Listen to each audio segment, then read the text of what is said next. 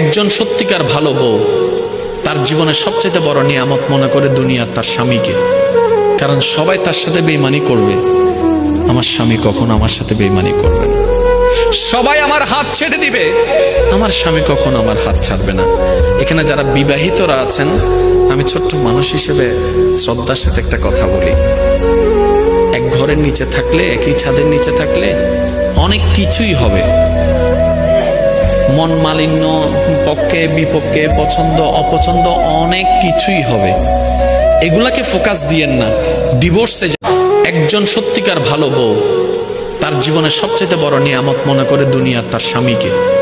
কারণ সবাই তার সাথে বেঈমানি করবে, আমার স্বামী কখনো আমার সাথে বেঈমানি করবে না। সবাই আমার হাত ছেড়ে দিবে, আমার স্বামী কখনো আমার হাত ছাড়বে না। এখানে যারা বিবাহিতরা আছেন, আমি ছোট্ট মানুষ হিসেবে শ্রদ্ধার সাথে একটা কথা বলি। এক ঘরের নিচে থাকলে, একই ছাদের নিচে থাকলে অনেক কিছুই হবে। মন মালিন্য, পক্ষে বিপক্ষে, পছন্দ অপছন্দ অনেক কিছুই হবে।